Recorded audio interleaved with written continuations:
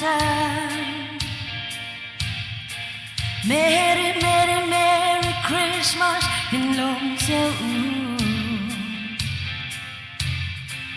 mùi ngạc cho gian xin liềm cầu dễ ní thơ sông ngã dài là hết lòng gieo xí. Come to Christmas and to Christmas gần phan tràn gian. Merry, Merry, Merry Christmas in lòng gieo mùi ngạc cho gian xin liềm cầu dễ ní thơ sông ngã dài là hết lòng gieo xí. Cần ra đây nát vội Giêsu ở Chúa ta Rọa dân nạc bê tú vội thằng cha đất xí. Christmas lúc nát đây nát thoa cho nên dùng chiều dê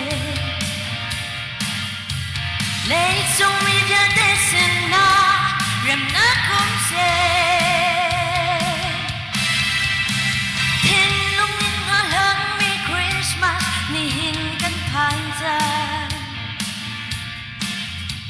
Đang lê vơi đôi nga giúp đau vẫn siêu siêu ý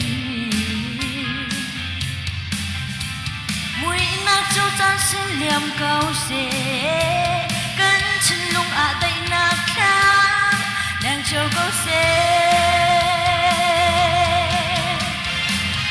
cần ra đây nát vội Giêsu ở Chúa ta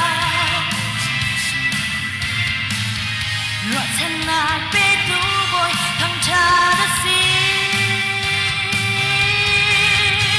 Christmas lúc nát đây nát thoa cho nên dùng châu dê lấy chung mi dia để xin na rem nát cũng dê.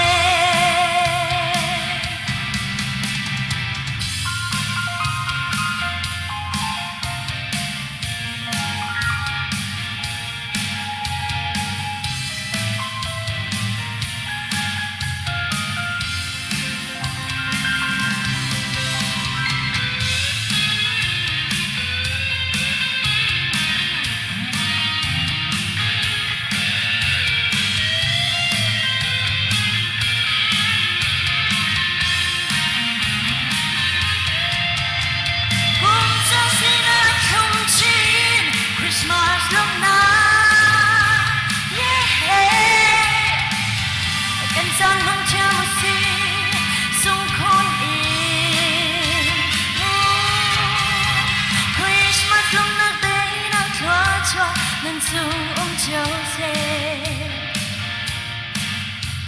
lấy chung tình lòng gieo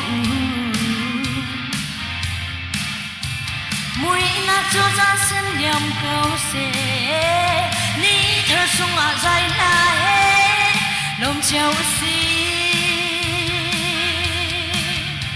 Cần ít mai lòng nát phá dễ tay nát khá đang chờ câu dễ